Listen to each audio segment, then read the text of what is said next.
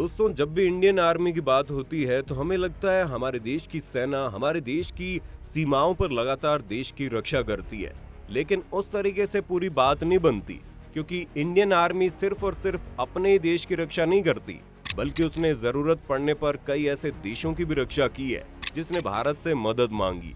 इसका सबसे बड़ा उदाहरण है मालदीव। जी हाँ, वही मालदीव जहाँ हमारे देश के सेलिब्रिटी आमतौर से छुट्टियां मनाने जाते हैं।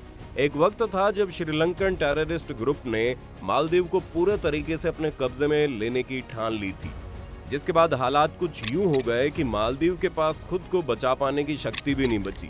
इसलिए मालदीव के राष्ट्रपति ने अपनी और अपने देश की रक्षा करने के लिए भारत से ये अपील की कि वो अपनी सेना मालदीव में भेजे और किसी भी तरह से उनके देश को सुरक्षित करे। इसी गुहार पर भारत के आदेश पर इंडियन आर्मी ने मालदीव को बचाने के लिए एक ऑपरेशन को अंजाम दिया, जिसका नाम था ऑपरेशन कैक्टस। तो क्या था ये ऑपरेशन और भारत ने क्यों मालदीव की मदद की, आइए जानते हैं। मालदीव ने एक SOS संदेश के जरिए मदद की गुहार लगाई थी।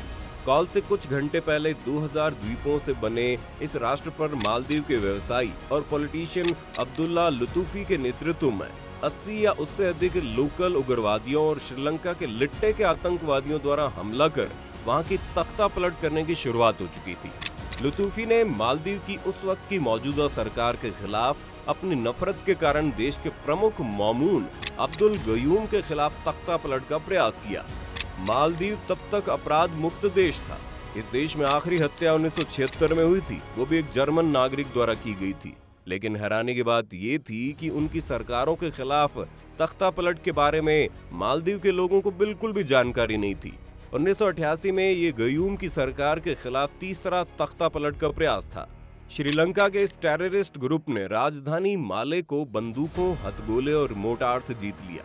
उसके बाद उग्रवादियों ने राष्ट्रपति आवास और राष्ट्रीय सुरक्षा सेवा मुख्यालय पर हमला किया, जिसमें दोनों तरफ के कई लोग मारे गए। मालदीव में हर जगह डर फैल गया, क्योंकि उन्होंने देश के रेडियो, टीवी और स्टेशनों को कब्जाते हुए समुद्र के जरिए से शहर में प्रवेश करने के रास्तों को भी रोक दिया। कुछ घंटों के भीतर ही उन्होंने बिजली और पानी की आपूर्ति में कटौती कर दी। 7 किलोमीटर स्क्वायर से कम की छोटी राजधानी पूरी तरह से भाड़े के सैनिकों के कंट्रोल में थी। उनका अंतिम लक्ष्य अब राष्ट्रपति गयूम पर कब्जा करना था। लेकिन कोई भी आतंकी ये नहीं जानता था कि राष्ट्रपति अब्दुल गयूम कैसा दिखता है। इसलिए राष्ट्रपति मामून अब्दुल गयूम पहले से एक सुरक्षित ठिकाने में थे, लेकिन आतंकी लगातार उनकी ओर बढ़ रहे थे। उन्होंने तुरंत श्रीलंका, मलेशिया, पाकिस्तान, संयुक्त राज्य अमेरिका, यूनाइटेड किंगडम और बाकी देशों से SOS संदेश के जरिए से मदद मांगी। मालदीव के राष्ट्रपति गयूम ने पाकिस्तान और श्रीलंका से सैन्य हस्तक्षेप की मांग की, लेकिन उन्होंने सैनिक बलों की कमी का हवाला देते हुए इनकार कर दिया।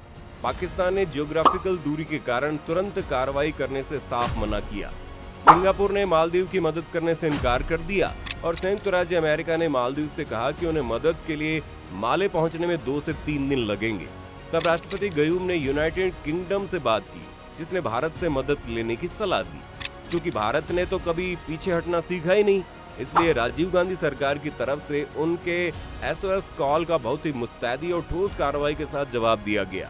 भारत ने राष्ट्रपति की गुहार को स्वीकार कर लिया और तुरंत नई दिल्ली में इमरजेंसी मीटिंग बुलाई गई। मालदीव को तख्ता पलट के इस खतरनाक हमले से उबारने के लिए भारत कुछ ही घंटों में ऑपरेशन कैक्टस के लिए तैयार हो गया। ये दुनिया की सबसे तेज सैन्य कार्रवाइयों में से एक थी।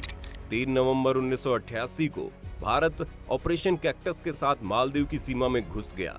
भारतीय वायुसेना के IL-76 विमानों ने पैराशूट ब्रिगेड और पैराशूट फील्ड रेजिमेंट को एयरलिफ्ट किया और उन्हें बिना रुके 2000 किलोमीटर दूर माले के अंतर्राष्ट्रीय हवाई अड्डे तक पहुंचाया।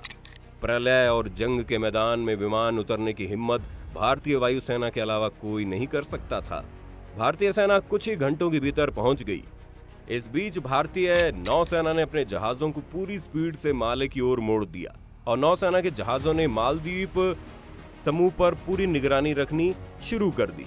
भारतीय पैराट्रूपर्स ने वहां पहुंचते ही एयरफील्ड पर कंट्रोल कर लिया। भारतीय सुरक्षा बलों के आने की जानकारी मिलते ही भाड़े के सैनिकों में हड़कंप मच गया। भारतीयों ने राजधानी के हर हिस्से पर अपनी वीरता का प्रदर्शन करके उन सैनिकों के कब्जे को माले से उखाड़ फेंका।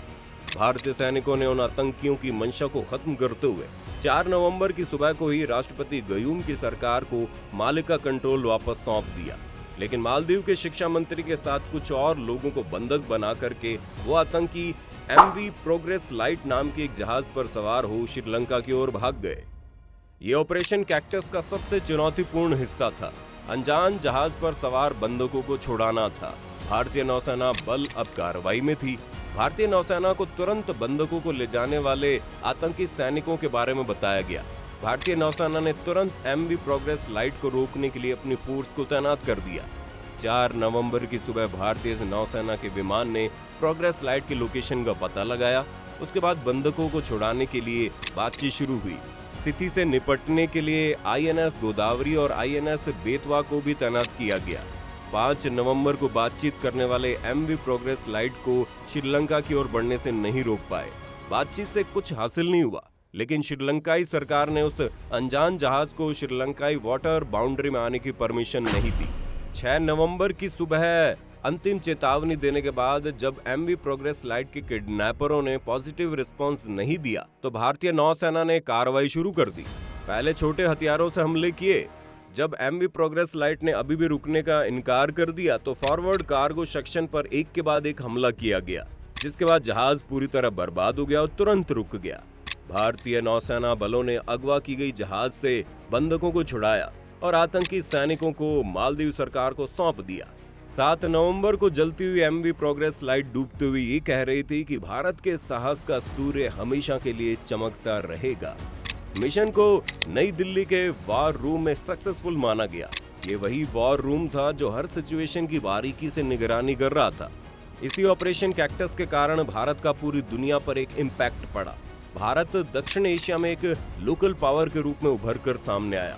अमेरिका और ब्रिटेन समेत दुनिया भर के नेताओं ने भी इस खतरे में भारत की रोल की तारीफ की।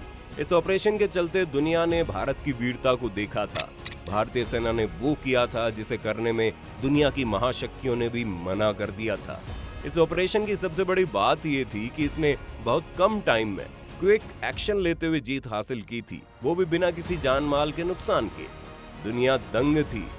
दुनिया आज भी भारतीय सेना के इस पराक्रम ऑपरेशन कैक्टस को याद करता है। दोस्तों, आपको भारतीय सेना की ये वीरता की कहानी कैसी लगी हमें कमेंट करके बताइएगा।